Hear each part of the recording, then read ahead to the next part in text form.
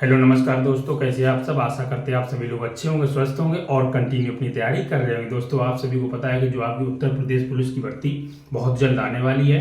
जैसा कि आप सभी को मालूम है कि टेंडर भी क्लियर आपका हो चुका है, ठीक है।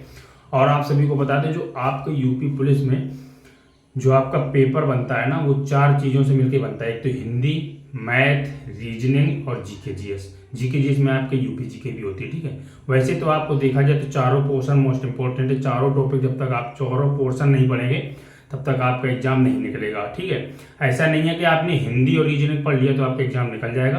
आपको इंपॉर्टेंट चारों है, पर डिपेंड ये होता है किसी को आप ज़्यादा फोकस किसी पे करना है। जैसे मैथ में अगर आप लगातार ज़्यादा फोकस करेंगे तो उससे कुछ नहीं होने वाला, क्योंकि उसके लिए केवल आपके 17 से लेकर 20 क्वेश्चन आते हैं, ठीक है।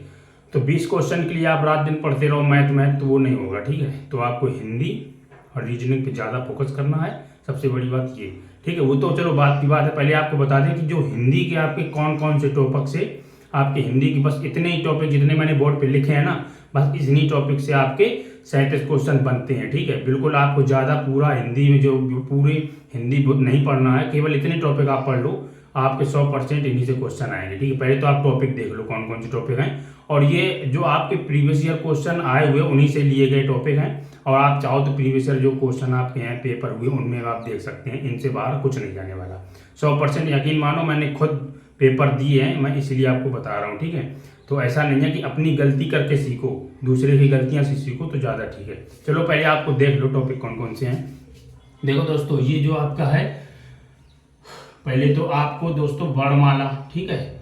हर चाहे कोई सी बुक हो आपके पास हो, कोई सी नॉर्मल बुक हो, कोई सी बुक हो, लुसेंट हो, आदित्य प्रकाशन की हो, कोई सी बुक हो हिंदी की, अगर आपके पास कंपटीशन वाली कोई किताब है तो ये नॉर्मल से इतने सारे टॉपिक नॉर्मल हर एक किताब में होते हैं। अगर आपके पास देखो लुसेंट की बुक ले लो, उसमें तो ये सब टॉपिक वैसे ही दिए होते हैं। और कोई सी बुक हो आप ले लो, उसमें सभी आपकी टॉपिक होंगे। सबसे पहले तो आपको वर्णमाला पढ़ना है, ठीक है। वर्णमाला पढ़ लेना है। तद्भव तत्सम आपका आता है, और तद्भव तत्सम से क्वेश्चन आपके बनेंगे 1 या 2 क्वेश्चन। फिर आपके विलोम शब्द 2 कम से कम तो आने ही आना है, ठीक है। और पर्यायवाची भी 2 आ जाते, कभी कभी अरे 1 आता है, ठीक है। तो 2 तो आपके आते ही है। वाक्यांशों के स्थान पर एक शब्द है ना, जो होता है ना, एक पूरा वाक्यांश होता है उसके स्थान पर एक शब्द आपको कहना होता है, उससे आपका क्वेश्चन 2 या 3 कई बार बन जाते हैं।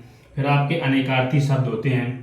अनेकार्थी शब्द मतलब समझ रहे हैं आप, जैसे एक कनक ये लिखा है, ठीक है, और एक कनक ये लिखा है। अब ये दोनों का मतलब अलग अलग होता है। जैसे इसके एक कनक मीन्स होता है आपका सोना, है ना, एक कनक मीन्स सोना, और एक कनक मीन्स आपका होता है धतूरा।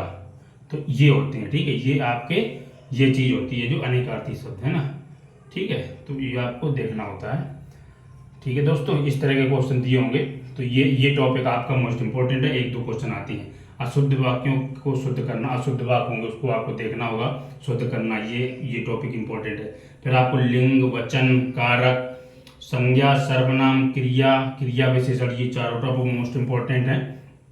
यहाँ से आपके कम से कम क्वेश्चन की बात करें तो कम से कम 5 क्वेश्चन आपके बनने हैं। संज्ञा, सर्वनाम, क्रिया और क्रिया विशेषण, कम से कम 4 या 5 क्वेश्चन आपके यहाँ से बनने ही बनने हैं, ठीक है। इतना याद रखना। और फिर आ जाओ दोस्तों आपका काल्यवाच्य, काल्यवाच्य और ये अवयव, उपसर्ग, प्रत्यय, संधि और समास, विराम चिन्ह से भी आपका एक क्वेश्चन बन जाता है, एक या कई बार 2 क्वेश्चन भी बन जाते हैं, वो तो देखना होता है। और मुहावरों से भी क्वेश्चन आते हैं, लोकोक्तियों से भी क्वेश्चन आते हैं, आपके रस, छंद, अलंकार। देखो ये बहुत छोटे छोटे टॉपिक हैं, ऐसा नहीं है कि आपको बहुत इसमें वक्त लगे, बहुत छोटे छोटे टॉपिक। देखो रस, रस में कुछ नहीं पूछता, स्थायी भाव पूछता है, ठीक है।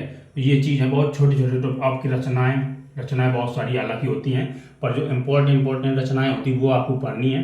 तो ये आपकी रचनाओं में 2 कंपलसरी है। यूपी पुलिस के एग्जाम में 2 रचनाएं तो आपके 100% आनी है, समझ रहे। 2 बिल्कुल कंपलसरी आनी हर एक एग्जाम में। यूपी पुलिस का कोई भी एग्जाम हुआ हो आप उठा के देख लो, 2 रचना जरूर होंगी।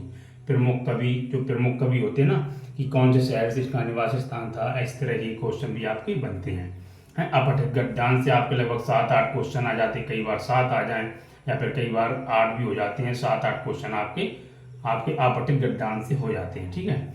और पुरस्कार से भी आते, ज्ञानपीठ पुरस्कार और जैसे साहित्य अकादमी पुरस्कार, है ना, और कई बार इस तरह के क्वेश्चन बन जाते हैं। इससे जरूर आपका क्वेश्चन 1 या 2 क्वेश्चन जरूर आएगा। तो ये आपके मेन टॉपिक है दोस्तों, आप एक बार देख लो, स्क्रीनशॉट ले लो, इन्हीं टॉपिकों से आपके पूरे 37 नंबर आपके तैयार होंगे यूपी पुलिस में। आप इन टॉपिकों को जरूर तैयार कर लो। कोई भी आपकी किताब हो या आदित्य प्रकाशन की हो या कोई भी किताब हो, आपको इन टॉपिकों को बिल्कुल तैयार करना ही करना है, ठीक है।